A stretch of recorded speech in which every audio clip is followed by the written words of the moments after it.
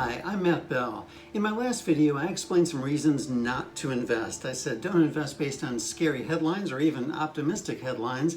Don't invest based on people's opinions or speculations about the future, but do invest using a trustworthy investment strategy. And I explained 4 elements that make for such a strategy. First and foremost, objectivity. You want a strategy that's fueled by an objective, mechanical, rules-based process. Number 2, clarity. You should understand any strategy you decide to follow so well you could explain it to a 12-year-old. Number 3, it should have a track record you can look back on to see how has it performed under different market conditions. And number 4, what I call emotional acceptability. That simply means that I understand and I'm willing to do what it takes to stay current with the strategy, and I'm willing to stay with the strategy in good times and bad. So in this video, I'd like to walk you through a couple of examples of such a strategy.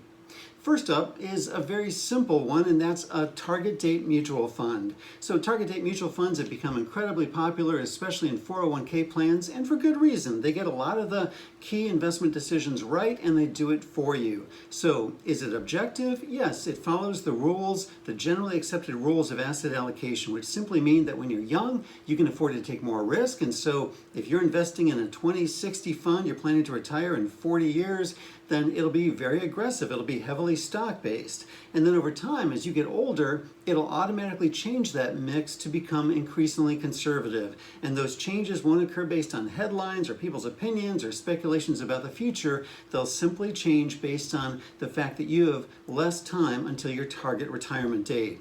So number 2, clarity, ease of understanding. I think I explained that fairly simply. Number 3, track record. Any mutual fund company, and many of them today do offer target date funds. You can look on their website to see how they've performed over time. And number 4, emotional acceptability. I think the most challenging part of investing in a target date fund is that when you're young and you're heavily stock invested, it'll be aggressive, it'll be volatile, and so you'll ride the ups and downs of the market for better or for worse, and you need to understand that. There's no system built into a target date fund to manage around difficult market conditions. The only mechanism to change the portfolio mix is time, and as you get closer to that target retirement date, that's when it'll become increasingly conservative and the volatility will start to dial down. All right, here's another example, and this one is offered by my day job employer, Sound Mind Investing. It's called Dynamic Asset Allocation.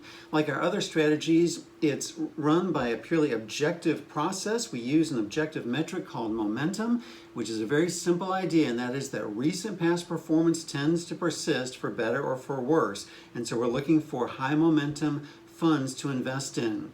You've probably heard the disclaimer that past performance is no guarantee of future results, and that's absolutely true, very valid, very good to have that disclaimer on investments, because the past 5 or 10 or 15 years performance of a particular investment has virtually no predictive power over how it will perform down the road. And yet, short-term, very recent past performance has been demonstrated to persist. And so momentum, as simple as the idea is, has been demonstrated in many academic studies to be an effective way to manage an investment portfolio. So it's that objective metric of momentum that fuels dynamic asset allocation. Number 2 is clarity. So dynamic asset allocation monitors the momentum of 6 asset classes, each one represented by a single exchange-traded fund, a type of mutual fund.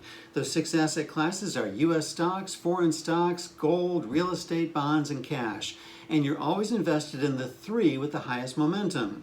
Each month, on the last trading day of the month, we check the momentum of those 6 asset classes. Some months there are no changes to make, some months there are, and so you're simply keeping invested in the 3 asset classes, the 3 exchange-traded funds showing the highest momentum.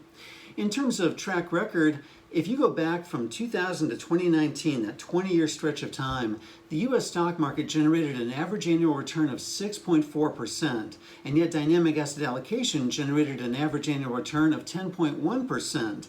And the reason why it outperformed the market has to do with the fact that there were 2 significant bear markets, 2 significant downturns over that 20-year stretch of time.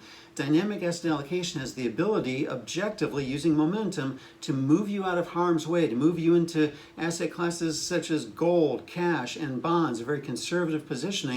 As the trends start to go down, it will objectively catch those trends and move you out of harm's way. In fact, in 2008, when the US stock market fell by 37%, dynamic asset allocation actually generated a gain. And this year, it's been a very volatile year, so through the end of June, the market, although it had been down 35% at one point, by the end of June it was down about 3%, and yet dynamic asset allocation was up 3.6%. So managing that downside protection is very, very important. And number 4, emotional acceptability. So I think one of the most challenging aspects of using dynamic asset allocation is that as your portfolio grows, if there is a change to make at the end of a given month, you could be moving a fairly large amount of money. You could be moving a third of your portfolio and repositioning that. And so for some people, that can be a little bit intimidating. So those are 2 examples of investment strategies that check those 4 boxes of objectivity, clarity, track record, and emotional acceptability. There are certainly others out there as well, but I just wanted to take the time to put up a video to walk you through a couple of examples of a trustworthy investment strategy. If you have any questions about any of this, you can contact me through my website. Thanks so much for watching. I'll see you again here soon.